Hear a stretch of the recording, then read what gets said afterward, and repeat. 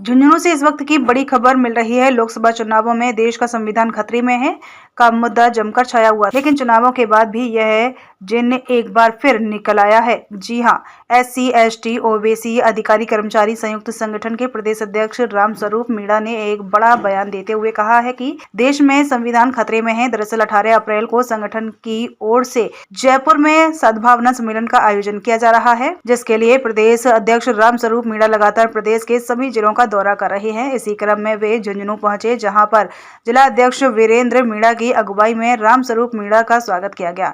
इस मौके पर रामस्वरूप मीणा ने कहा कि धीरे धीरे देश की संविधान को खत्म किया जा रहा है, नया संविधान बनाने की तैयारी की जा रही है। यदि एससी, एसटी, ओबीसी के लोग सोते रहे तो देश में नया संविधान बन जाएगा। यदि नया संविधान आता है तो 50 साल पहले जो एससी, एसटी, ओबीसी के लोगों की हालत थी वैसी की वैसी वापस हो जाएगी। उन्होंने सरकार महकमों में संविधान पर कर्मचारी रखने को भी नासूर बताया। उन्होंने कहा कि आज भी लाखों संविदा कर्मियों को नियमित किया गया है, जिनमें आरक्षण व्यवस्था का कोई ध्यान नहीं रखा गया है। संविदा पर नौकरी देने में भी आरक्षण व्यवस्था को लागू नहीं किया जा रहा, जिसके चलते एससी, एसटी, ओबीसी के लाखों युवा बेरोजगार हो रहे हैं, उनके हकों को मारा जा रहा है। इस मौके पर उन्होंने बताया कि प्रदेश में एससी, एसटी, ओबीसी पर अत्याचार बढ़े हैं।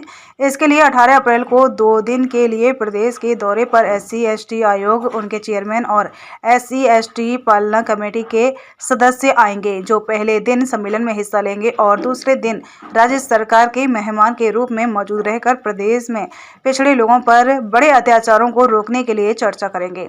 इससे पहले बैठक में कार्यक्रम की तैयारियों को लेकर चर्चा की गई। जिला अध्यक्ष वीरेंद्र मीणा ने 18 अप्रैल को प्रस्तावित सम्मेलन में 5 बसों में पहुंचने का वादा किया। इस मौके पर शिक्षक नेता सुभाष सेवदा, महेश जीनगर, प्रोफेसर जयलाल सिंह समेत बड़ी संख्या में विभिन्न संगठनों के प्रतिनिधि मौजूद थे। हमने 18 अप्रैल 2025 को बिरला होटल में सद्भावना सम्मेलन का आयोजन रखा है। इस आयोजन में जितने भी एससी, एसटी की समस्याएं हैं, चाहे बैकलॉग की हो, नियुक्तियों में दिक्कतें आ रही उसकी हो, छात्रवृत्ति का मामला हो, जनसंख्या के आधार पर एससी, एसटी लोगों को आरक्षण बढ़ाने की बात हो, सब मुद्दों पर चर्चा करेंगे इस मीटिंग में। इसमें हमने दिल्ली से पूर्व राष्ट्रपति रामनाथ कोविंद जी को, एससी कमिश्नर चेयरमैन को, एसटी कमिश्नर चेयरमैन को, एससी, एसटी पालक कमेटी है उसके चेयरमैन को, और राजस्थान से एससी, एसटी के 4 मंत्री बुला रहे हैं। बहुत बड़ा आयोजन है। इस आयोजन की सफलता के लिए हम पदाधिकारी सारे राजस्थान का दौरा कर रहे हैं। अभी हमने जोधपुर संभाग की तरफ से 10 जिलों का दौरा किया है। अभी कल हमने भादरा और राजगढ़ चूरू में, और अभी यहाँ मीटिंग हो रही है, शाम को दोपहर बाद सीकर में है। 6 तारीख पहले पूरे राजस्थान जिलों का दौरा हो जाएगा और इस आयोजन को सफल करने के लिए हम काम कर रहे हैं। हमने एक मुद्दा तय किया है।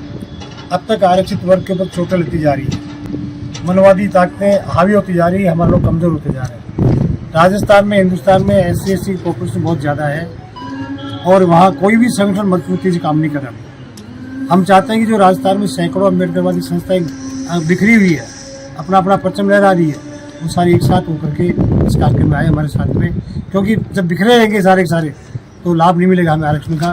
क्योंकि वहाँ कार्यक्रम में जो समस्याएं चल रही है आज तक इतिहास में, एससी, एसटी आयोग को हमने इसलिए बुलाया, दो दिन के लिए बुलाया। एक दिन तो हमारा कार्यक्रम है उसमें रहेंगे, दूसरे दिन राजस्थान सरकार के मेहमान रहेंगे वो, क्योंकि राजस्थान में महिलाओं पर अत्याचार की बहुत कमी नहीं है। गौड़ी प्रोत्साहन की, छुआछूत की आज भी बातें चल रही है, काफ़ी नुकसान हो रहा है। देखिए आप नियुक्तियों में पटवारी की वैकेंसी में कितना नुकसान हुआ है, आरएस की वैकेंसी में कितना नुकसान हुआ है, जगह जगह काफ़ी नुकसान हो रहा है। अब ऐसी स्थिति में एक ही बार में समाधान कर सकते हैं बार बार, क्योंकि हर आदमी जब कोई लेटर पैड लेके जाता है, 2 आदमी जाते हैं, सरकार सुनती नहीं पड़ेगी। और हमारी सबसे बड़ी एससी, एसटी वर्ग में विडम्बना है कि हर गली के रुकावट संस्थाएं बनी मिलेगी आपको, बाबा साहब के नाम पे, वो कामा की खाते जो भी करते हैं उनका मामला है। पर एक साथ जब कोई समस्या आती है, जब कोई दिक्कतें आती है एससी, एसटी वर्ग में, क्योंकि आपको पता सारा इस बात का कि जो आरक्षित वर्ग की सीटों पर बाबा साहब के दिए संविधान व्यवस्था थी कि ऐसे विधानसभा में, लोकसभा में एससी, एसटी के वोटों को लेकर विधानसभा में एमएलए बन जाते हैं, एमपी बन जाते हैं, लेकिन विधानसभा में जाकर के वही अपनी पार्टी के गोदी में जाके बैठ जाते हैं। आज तक किसी का भला नहीं करे लोग बाग। आगे हमें ये भी सोचना पड़ेगा कि हम आगे विधानसभा में, लोकसभा में कोई ऐसे बंदे भेजें, वहाँ बोले, प्रखर आवाज़ में बोले, आर पार की बात करें, क्योंकि जिस समाज में पैदा हुए हैं हमारा नैतिक दायित्व है कि समाज के लोगों को बुराई नहीं आनी चाहिए, समस्या नहीं आनी चाहिए। आज लाखों बच्चों बेरोजगार बच्चे हमारे राजस्थान में भी है। अब बेरोजगारी दूर कैसे होगी?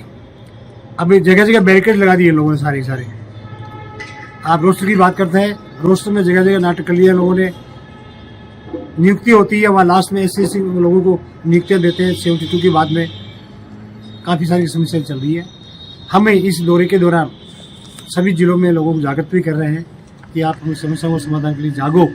ऐसा समय नहीं आएगा, क्योंकि धीरे धीरे मुझे लगता है देश का संविधान खतरे में पड़ा हुआ है। ये डाल रहे हैं खतरे में, ये अपनी नया संविधान बनाने की बात कर रहे हैं। अगर हम सोते रह गए तो अपना संविधान बना देंगे और आज के 50 साल पहले जो SC के लोग थे जिस स्थिति में थे उसी स्थिति में वापस ले जाएंगे। तो हम चाहते हैं कि हम जागृति के साथ आगे हैं और हम पूरे जिलों में जागृति पैदा कर रहे हैं। मैं निवेदन करता हूँ, अनुरोध करता हूँ झुंझुनू जिले के पदाधिकारियों से कि अच्छी संख्या में 150 आदमी आए और अपनी आवाज़ को बुलंद करने के लिए, आर पार की लड़ाई लड़ने के लिए जो आएंगे हमारे अतीत। बिल्कुल सही बात है। अशोक गहलोत जी के टाइम पे हुई थी व्यवस्था, उस समय बेरोजगारी ज़्यादा बढ़ गई थी, पोस्टें कम थी और डिपार्टमेंट में तनख्वाह देने के लिए गवर्नमेंट के पास पैसे नहीं थे। उस समय गहलोत साहब ने कैबिनेट मीटिंग करके रास्ता निकाला था कि क्यों नहीं पार्ट टाइम इनको नियुक्ति दी जाए। एक तनख्वाह कम देनी पड़ेगी, डिपार्टमेंट चलता रहेगा। लेकिन आगे जाके हमें पता नहीं था कि नासूर बन जाएगा। आज नासूर बना पड़ा है। इसी संविदा पे जो आज लाखों लोग हैं रास्ता में काम कर रहे हैं। अगर लाखों लोगों में 16-12% भी SC को कोटा बना जाए तो हमारे काफ़ी लोगों को रोजगार मिलता है। लेकिन गवर्नमेंट अभी मुंह मोड़ लेती है कि संविदा की नौकरी में आरक्षण नहीं मिलता है। ऐसे काफ़ी मुद्दे चल रहे हैं, चाहे एजुकेशन डिपार्टमेंट हो, चाहे मेडिकल डिपार्टमेंट हो। तो ये संविदा को दो तरह से ठेका प्रथा और कॉन्ट्रैक्ट बेसिस ऐसी व्यवस्था मानकर चल रहे हैं लोग बाग। इसमें हमारा भला कभी नहीं होगा। चाहिए आरक्षण होना चाहिए। बैंक में जो भर्तियाँ हुई संविदा पे उनमें हमारा कोटा बनता है 16-12%, उनकी भी नियुक्ति होनी चाहिए। ये हमारी परमानेंट भी होना चाहिए और इनको नियमित करना चाहिए। बोलिए आप। आज हमारे प्रदेश अध्यक्ष श्री रामस्वरूप जी मीणा और उनकी टीम हमारे झुंझुनू जिले में पधारी है। इन्होंने मेरे को यहाँ जिला अध्यक्ष नियुक्त किया है। ये सद्भावना सम्मेलन 18 अप्रैल को करने जा रहे हैं, तो इसके लिए मैं इनसे यही कहना चाहूँगा, आश्वासन देना चाहूँगा कि यहाँ से हमारी 3 नहीं कम से कम भी 5 बसें जाएंगी और जो हमारे साथ आज वर्तमान में SC ST के साथ जो अत्याचार हो रहे हैं, हमारा जो संविधान खतरे में है, उसकी रक्षा के लिए हम जी तोड़ कोशिश करेंगे और कैसे भी हो इस सम्मेलन को सफल बनाएंगे और हमारी जितनी भी मांगे हैं सरकार को मनवाने के लिए बातें करेंगे।